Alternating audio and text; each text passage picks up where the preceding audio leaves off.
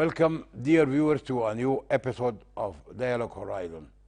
In this episode, we will concentrate and dedicate the whole time for the issue which is now became an ingoing concern.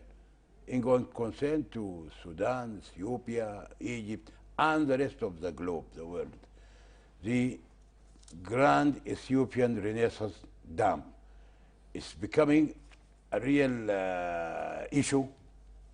Most of the visits paid last week to Sudan, they were on the same topic, which is, as I said, it is now definitely an ongoing concern, because the outcome of not resolving the issue of the GERD might be catastrophic.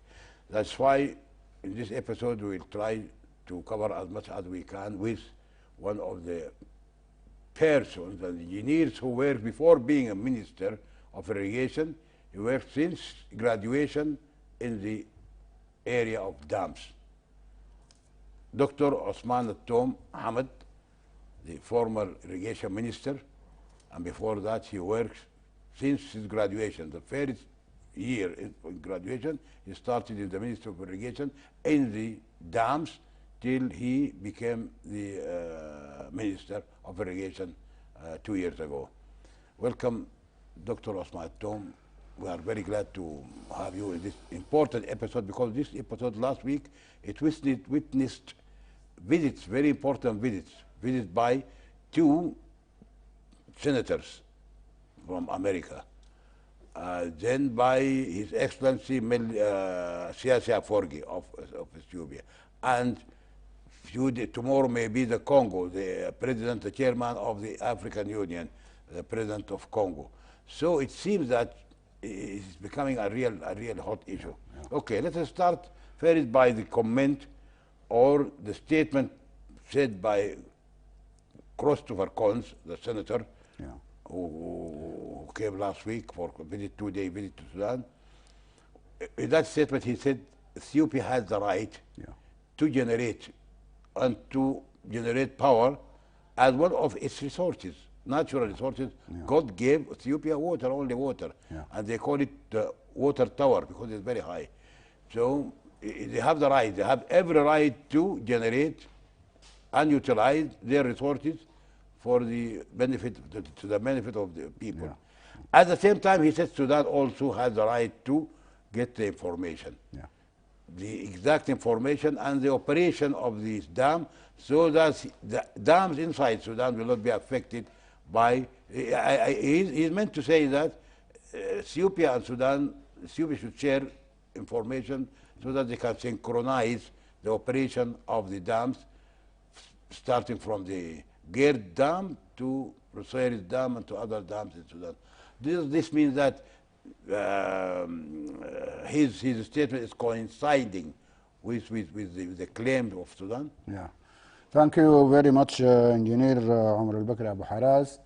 I am very glad to be here with you for maybe if this is the third time we are together.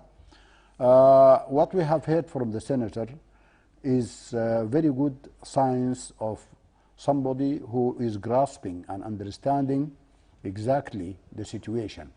And that statement coincides exactly with what Sudan has always been saying.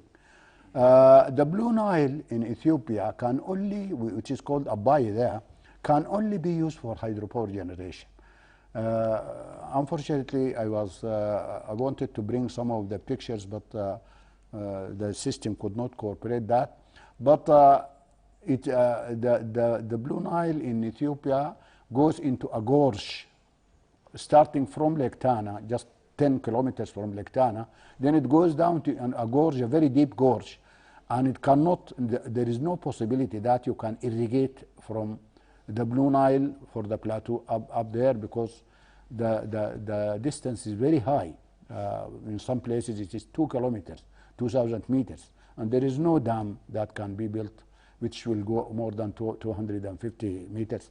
So the nature, or Allah made it like that, the Blue Nile in Ethiopia can only be used for hydropower generation.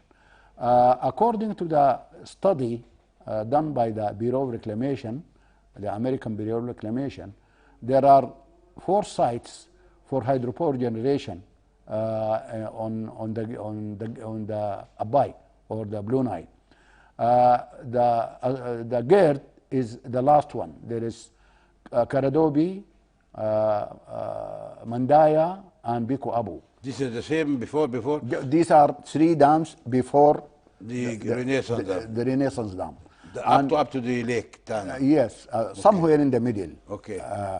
And all these dams are only for hydropower generation. Sudan has been studying this for a very long time now, since that report came up in 1964, just at the time when Egypt was building the High Aswan Dam. Some people link the 2 issues together. And engineer Sairun Zain, the late Sairun Zain, has done a lot of studies when we were young. He was the Minister of Irrigation. Yes. Okay. And at that time, we joined him, myself and some other young engineers at the time. And the conclusion was that any hydropower generation dams in Ethiopia are beneficial to Sudan because they regulate the flow. Now, this is true for the GERD, and if the other 3 dams are built, that would be for the benefit of Sudan, because the flow in the Blue Nile after GERD will be a constant, more or less constant flow of 130 million cubic meters per day. So it will just be like the High Aswan Dam for Egypt.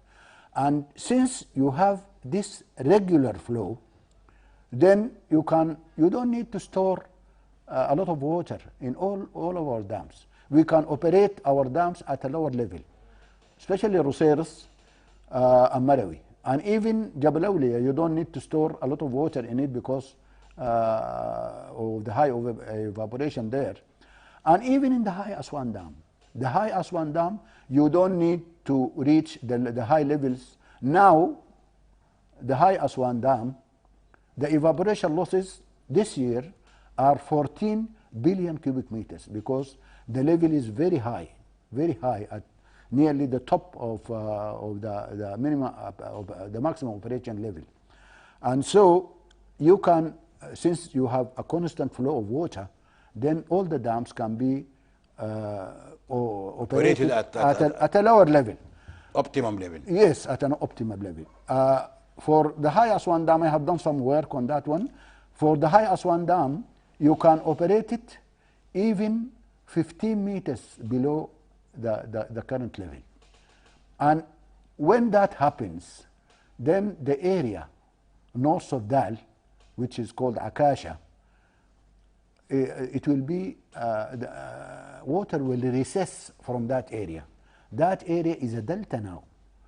A lot of silt has deposited in that one, and some people say about 50,000 hectares or 50,000 faddans. Very fertile land. And if the system is operated in such a way that the dams starting from GERD up to the High Aswan Dam, they are operated as one system, then you can do that. You can lower the level in the High Aswan Dam by 15 meters, and then that will decrease the evaporation losses. Instead of 14 now, it will be only 8. So you are saving 6 billion cubic meters, while the storage in GERD is going to consume only the evaporation losses, which is only 2. Only 2? Only 2. 2 billion. So you are gaining, so you are gaining already about 4 billion cubic meters for the system. Other than that, Jabal Awliya can be at a lower level, as I said, Roseris, and also the Marawi. You can save another 2 billion cubic meters with this system. So you are gaining. Another thing, if you allow me. Okay, sure. The dams, the future dams that will be built or was supposed to be built in Sabaloga, Shirek, Dal, and Kajbar. You don't need them as reservoirs now. You can build them as barrages, only just to raise the level, to raise the level within the channel itself. Okay. So you are not going to cover any of the floodplain. The water will be only within the channel. And then from that one you can take canals to both sides for the higher terraces. You cannot imagine that those lands are flat, just waiting for water. Very fertile, very flat lands, and they extend between 5 kilometers from the bank to 15 kilometers in some places. So this area can be green around, starting from north of Khartoum up to Dal. This area can be, in the future, can be something that is green throughout. So this reminds me of what Dr. Hamdouk said. So you are enhancing his argument when he said he abolished, or they are not going to build the proposed dams for power generation in Dal, Kajbar, because people they resented, and some people they died. They will in the last that's also the regime because of their refusal, their adamant refusal to power generation dam. Like now, Dr. Hamdouk said, okay, and his people were very happy that they completely abandoned the idea of building power dams. Without, so this, what you are saying, it coincides with the decision, or actually it enhances the argument of Dr. Hamdouk. That's true. Because when you want it as a power dam, then you are going to build something like at least 30 meters high. But if you want to build it as a barrage, only 10 meters can be enough, because it will be just within the banks of the river, and the storage, there is no storage on the floodplain. It is only in the channel. It is just raising, and this is practiced in Egypt. Al-Qanatir al-Khairiyya and the others, and all of them, they have been working like that. So we would have the same experience. And I think if that is done in coordination with Ethiopia and Egypt, this is my hope, that if this can be done in coordination with the three countries together, working on this, even they can include the 3 dams that we mentioned that will be built in the future in Ethiopia. If you operate all the system as one system, there is a lot of gain in that, because you can have hydropower generation from all those dams in Ethiopia. You can enhance hydropower generation in Sudan. Even those barrages, you can have mini hydropower generation from them, like what we have done in Jabal Awliya. Khashm al-Girba, Jabal Awliya, and even Sinnar. Small power station. Yes, even Sinnar. Sinnar was built, started operation in 1925. But the power station came 40 years after that. After that. So they can always accommodate hydropower generation. At least to cover the area. The small area. Yes. Like what's happening in Khashm al-Girba, very small Francis turbines, small turbines.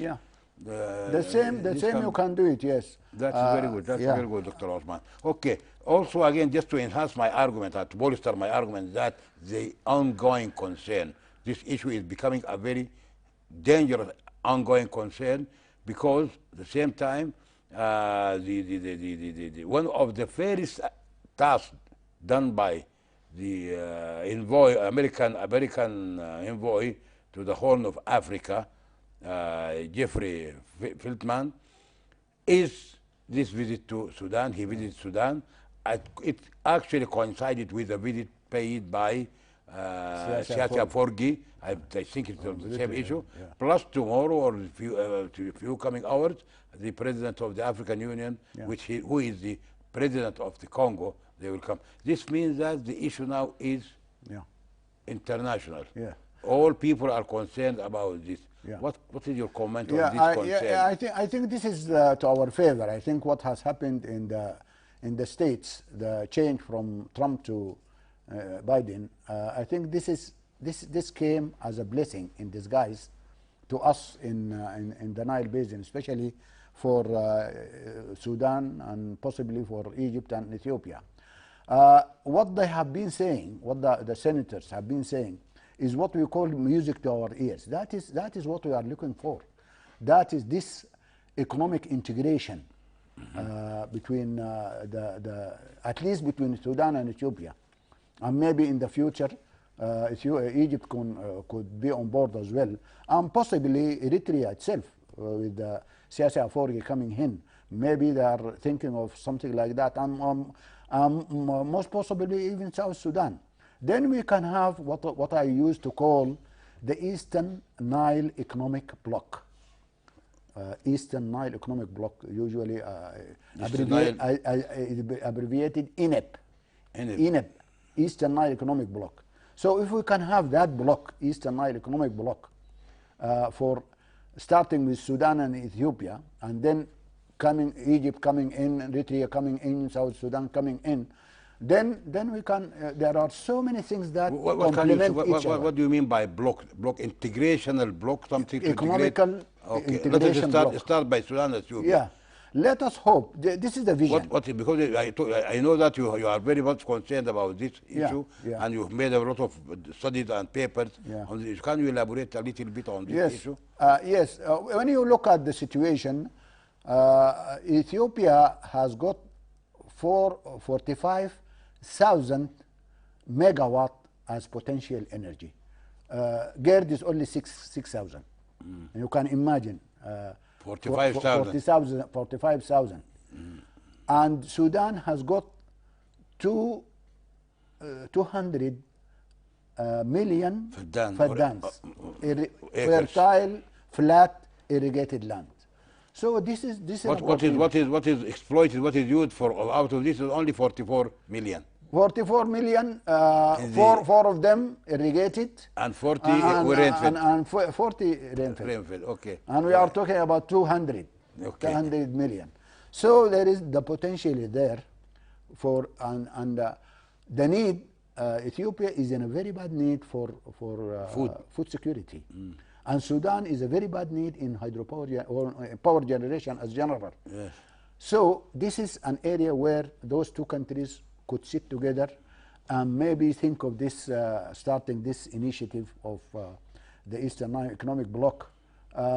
Hopefully by the year 2030, hopefully that will be on board with the especially even now the turmoil which is happening now should not disturb people. It is something sahab al-sayf, as we call it. It is just something passing by, and it will go away. But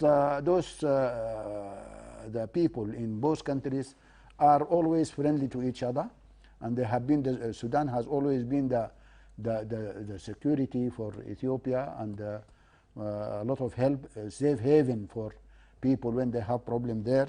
So if this idea of the Eastern Nile Economic Bloc was put as a vision or a dream or something like that, and people could go, the governments could go towards that thinking, I think that would solve the basic problem of food security, even economic security, even national security, because people will be depending on each other and they will be caring about each other. So this is the idea. I hope it will. Very good idea. So you are saying that instead of fighting or raising issues which are not useful to any country, it's better to go for integration. Yeah. Integration is the best word.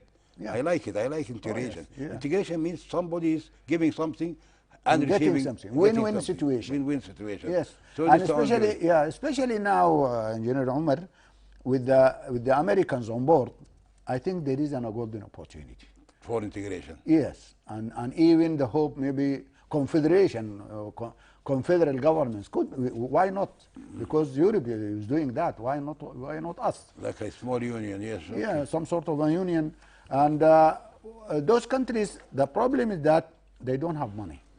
So if America could come on board, and even the European Union could come on board, and even the Gulf countries, they could come on board and try to help at least those two countries to work together for this economic integration, I think that would help them all. The immigration of people from our area, traffic, human traffic, and all these things. People, if they feel that they are okay within their areas, even in Sudan, instead of everybody coming to Khartoum, then you are going to develop the rural areas, and Yes, people will sure. stay there. Even climate change will change, because you will have green spaces of vast areas green. Then that might affect even the climate in the area, and people will be much better, and they will be supporting each other because they are depending on each other. So you know, this it reminds me of very important thing. It is good that you are talking about integration. Once Ethiopia finds that it will benefit from from Sudan in integration, especially in food, they have shortage, they will definitely be a little bit, they will relax. Some of their worries will be removed, and they will come down to any terms. Yeah, that's This is a very important. Yeah. But you know, Dr. Osman, the issue of the involvement of the interests of others in the area, without mentioning names, definitely many countries, they have their own interests, Yeah, that's either in the land of Sudan, in Fashaga, or in the Gerd, or like water. All of this, the involvement of the other interests Yeah. of people or countries always makes it difficult the nearer we come to it. Yeah, يعني let me, you didn't want to say it, but let me say it, because for example, I think the Egyptians have to change their mind. This mentality of having the same amount of water throughout cannot hold. This is against nature. People, countries, the population grows, and even the needs of the people grow.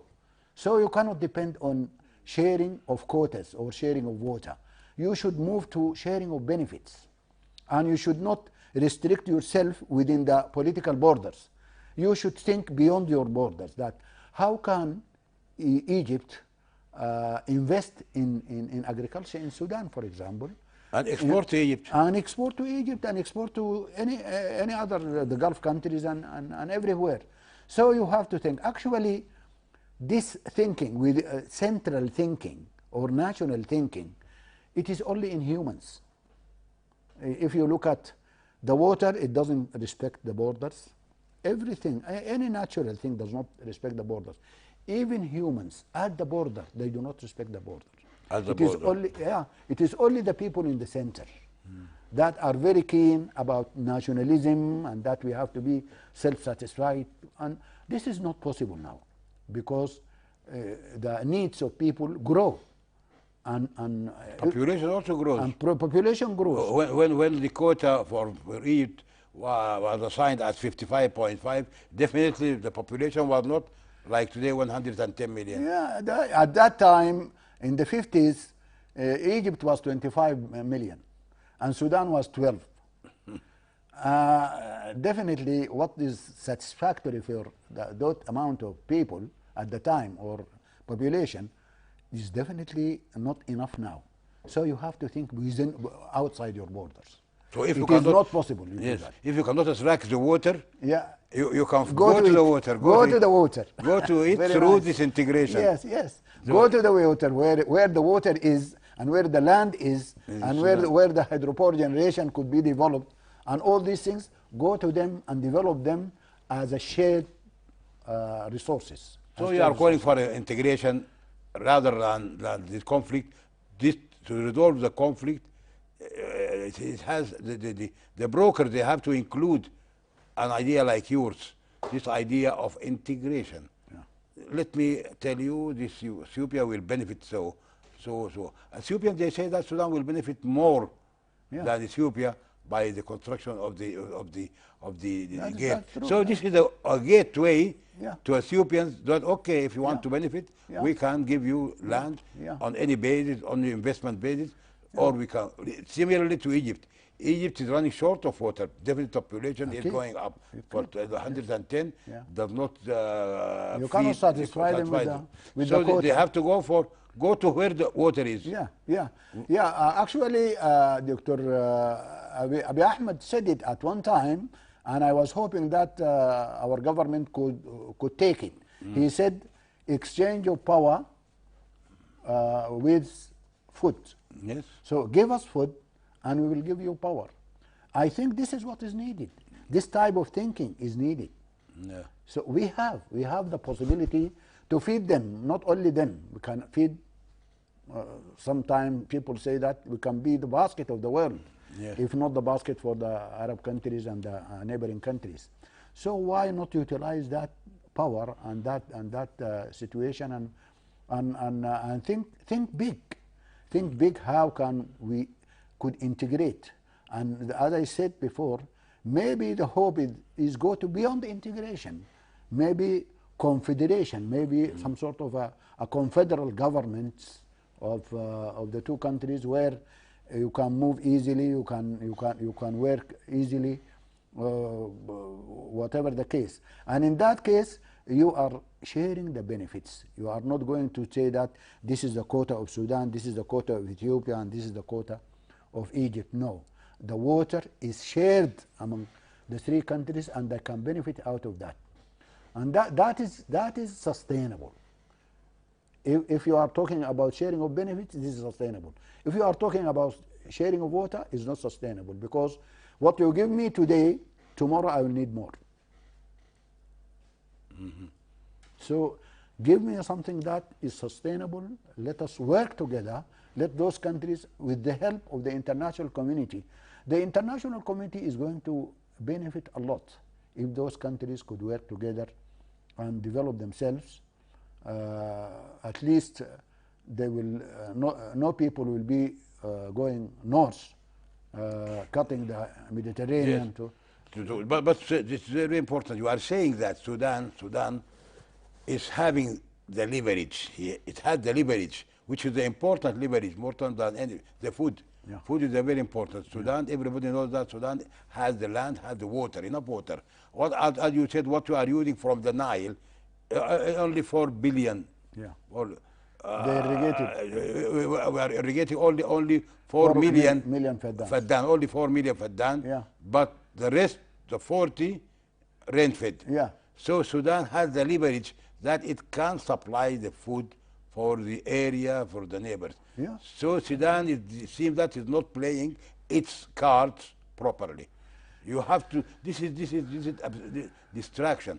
Yeah. What is happening now is distraction Yeah, of it Sudan is. from a benefit by the GERD to Sudan. This is Yeah. my opinion. Yeah. But the important issue is that Sudan should use all cards. Sudan has powerful cards. Yeah, that's right. Can Yeah, you yeah, say something? yeah. I think so. I think the thinking should be on the positive side, because this negative thinking does not help. You have this is what we call SWOT: strengths, weaknesses, opportunities, and threats. Yes. Some people are only concentrating on the threats and the weaknesses. Why not concentrate on the strengths, Yes. and the opportunities? We have vast opportunities. We can use those opportunities to help ourselves and to help others. Why not concentrate on that and minimize the threats and the weaknesses as minimum as possible through this integration? So we are going actually in a loophole. We are going in a whirlpool. We are going in something which is not productive. Yeah.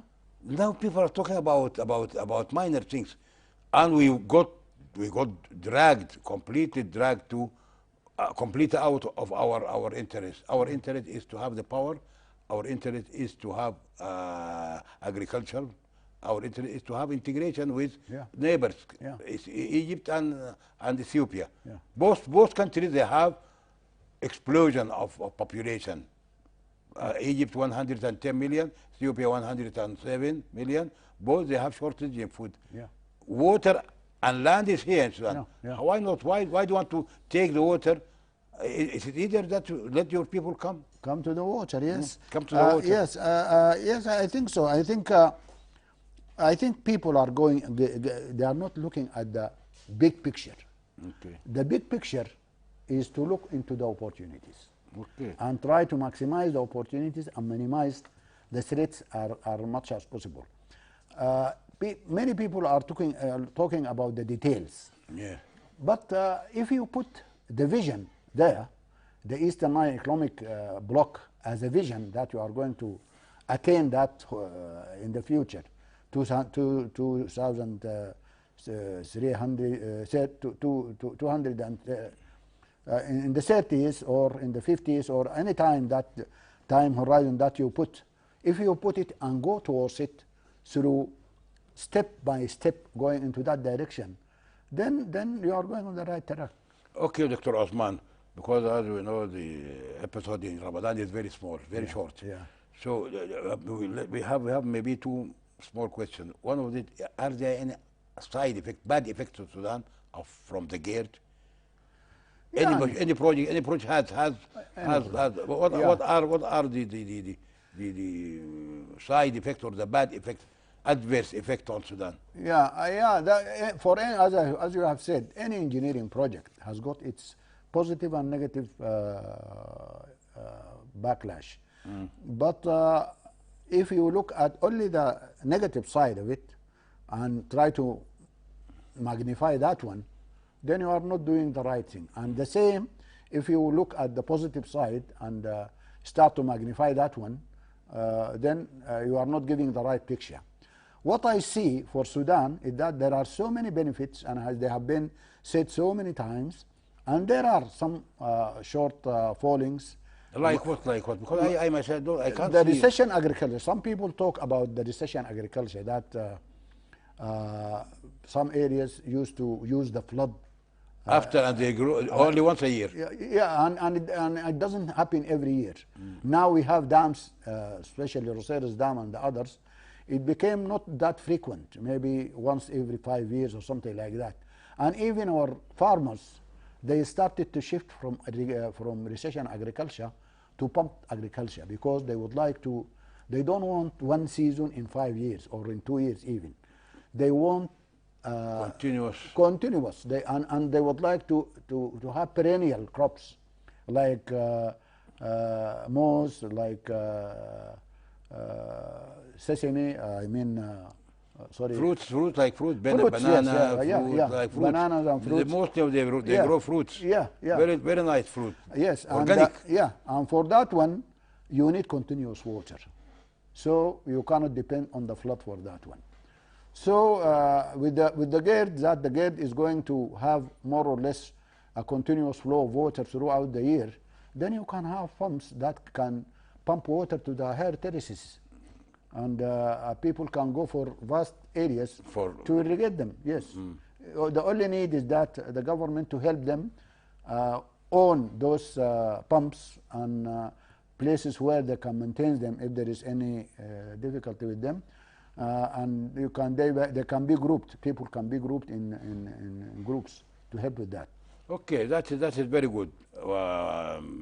In this episode, we covered the most important or the gist of this talk with you, Dr. Osman, is that the problem, the crisis between the two countries after the involvement of the international community or international, it has to be based on integration. Yeah.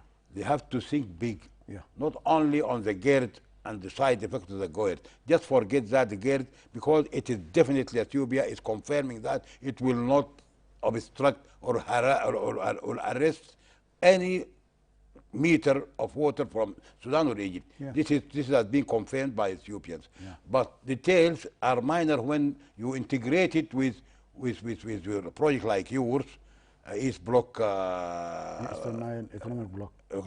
This economic bloc, if you integrate it, this will solve Yeah. the problem Yeah. manifold. Yeah. Okay, thank you, Dr.